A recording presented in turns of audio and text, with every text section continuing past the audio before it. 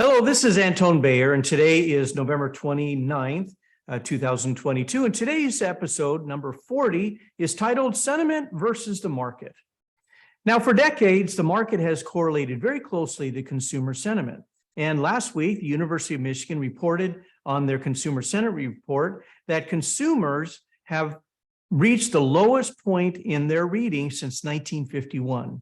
And there's obviously a good correlation between consumer sentiment and the stock market because consumers represent 2/3 of our economy. So as consumers are looking less optimistic about the future, stock market will respond accordingly because sales in stores will be going down, presumably. And as I mentioned, no time in history since 1951 have consumers reported such dire readings as they did June of this year. Now, the last time the consumer sentiment was as low as it was, but not as low as June of this year, was May 1980. And I get why people were depressed in 1980. They had to live through the 1970s with the decades of the OPEC oil embargo in the early 70s that spiked gas prices and led to gas shortages. And you may recall there was gas lines that were a mile long, and you could only get gas on certain days based on an odd or even ending number on your license plate. So you had the oil embargo, and then of course you had President Nixon, impeachment, the Vietnam War ending, President Carter, and then the Iran crisis to top off the 1970s. By the time President Reagan was elected to office, the unemployment rate had reached 11%. The fixed mortgage rates were at 18% and would actually continue to go up. The prime lending rate was also 18% and peaked at 21.5%. And as I mentioned, the fixed mortgage rates were going up, and then, of course, unemployment. And in May 1980, the University of Michigan reported the lowest sentiment reading so far in its history at 51.7. Now, Paul Volcker, who was appointed the chairman of the Federal Reserve in 1979, had a daunting task, he and his committee, of slowing inflation, which was out of control, and stimulating the economy.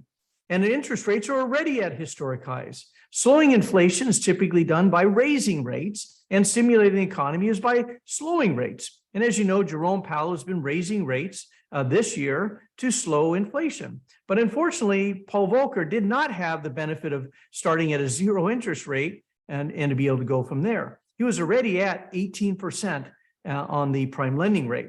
However, to the surprise of everybody, Paul Volcker and his committee decided that fighting inflation would be the top priority. So consumer sentiment that reached an all-time low in May 1980 was not over yet. There was still more pain for consumers. So Paul Volcker, believe it or not, raised interest rates to address inflation. Then once that was done, and the prime lending rate, as I mentioned, peaked in 1981 at 21.5%. At that point, Paul Volcker and subsequent Federal Reserve chairmen began a multi-decade-long declining interest rate cycle. And that's when they started addressing the economy. And the economy did respond very well. And as many people know, from 1982 to 2000, the Dow Jones went up almost 10,000%. So it was a very strong time, but the pain was not over in May 1980. And so looking at that time period, we're looking now at a sentiment reading that's lower than that. And that's what is really quite surprising, because right now we're dealing with the S&P is up 22.7% since January 2020. And that even includes this year's decline. So over 3 years, let's say it ends at this point, that's 22% over 3 years, or about an 8% return per year. Not terrible. 30-year mortgages, as many people took advantage of for the last several years, were sub 3% and are still holding those mortgages. In fact, I joke with my wife that if we sold our house, I want to keep the mortgage. And then, of course, there's 10 million jobs opening, and then inflation's at 5.4%, and mortgage rates, even with a bump this year, are still at 7%, which is the average of mortgage rates for the last 40 years. So it's very interesting that in this scenario, that consumer sentiment reading is the lowest in history since 1951. And so my analysis on this is that consumers, largely unaware of history, have been lulled into the years of unrealistic, ultra-low interest rates, ultra-low inflation, and inconceivably, the rising of prices of stocks and their houses.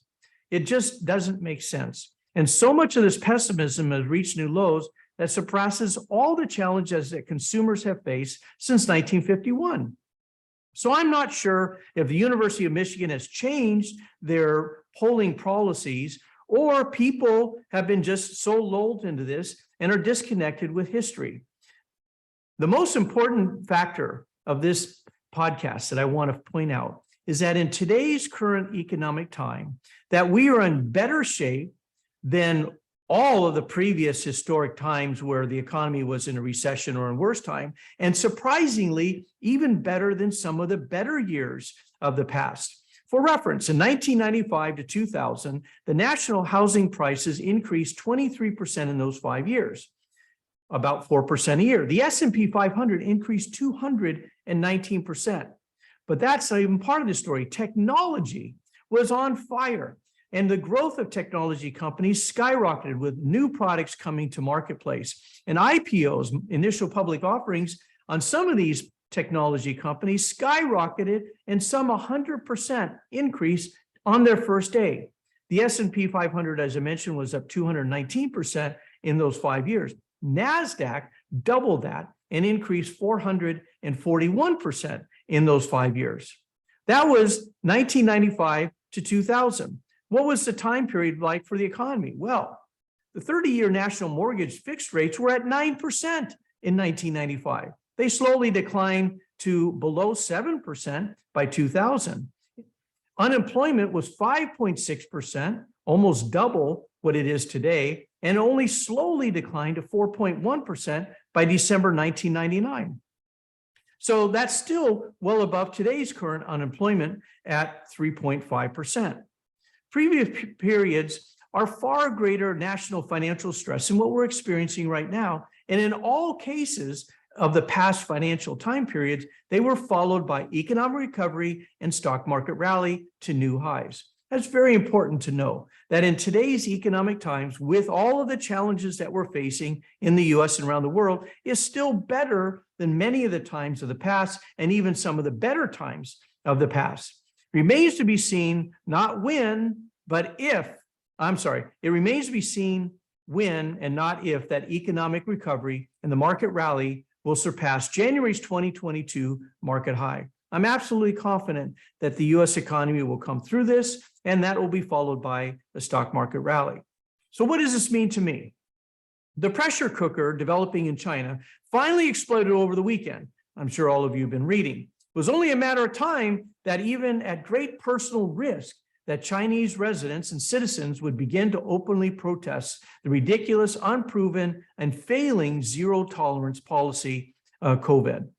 People's experiences were obviously not the same as what the Communist Party has been reporting on their party news networks about COVID. The last weekend, reports of mass protests in China and the inevitable, predictable clashes between the police and the people. Now, in the US, we can protest all day long of reprehensible policies that are being enacted in Congress, but at the end of the day, we can go home and have dinner. In China, you're whisked away by the police and maybe never seen again. So that would indicate how dire the situation is in China, that people at personal risk will actually still go out in the streets and protest the policies that are being enacted by the Communist Party. In our weekly brief, Rebalancing the U.S. Economy, and you can see that on our website, www.upcapitalmgmt.com, we write about what's going on in China. And one of the components that I want to highlight is that 76% of manufacturing companies are either leaving or in the process of leaving and relocating out of China.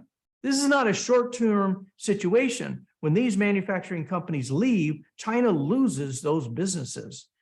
Our news, combined with what Russia is doing in Ukraine, supposedly a failing campaign of the invasion in Ukraine, Russia's invasion there, and the significant drain of resources that are going on in Russia. And then you combine that with EU's energy challenges, all point to the significant value and the position of the US economy. If the US economy was currently in a mild recession, that still would be better than what most other of the G7 nations are facing right now. However, our economy is not in a recession, nor are consumers so desperate in financial conditions that they're protesting in the streets for relief. It's not happening.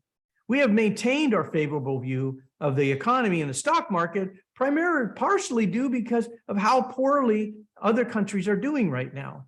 The biggest concern among analysts for the US economy is that the Federal Reserve, with their rate hike policy, are going to drive the US economy into recession.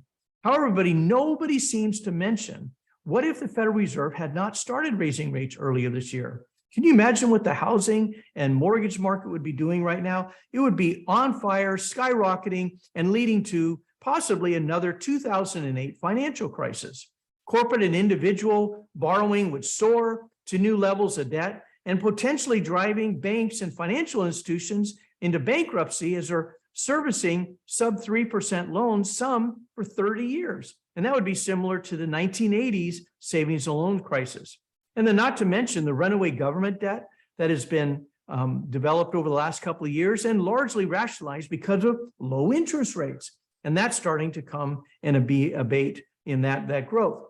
The Federal Reserve rate hike policy does maybe cause a recession and may slow our economy down for 1 to 2 years, but that's still, in our opinion, a mild reaction and response to if the Feds had not raised rates. So our opinion is that the Feds are doing a good job. It remains to be seen how much more they raise rates and what our inflation rate is going to be.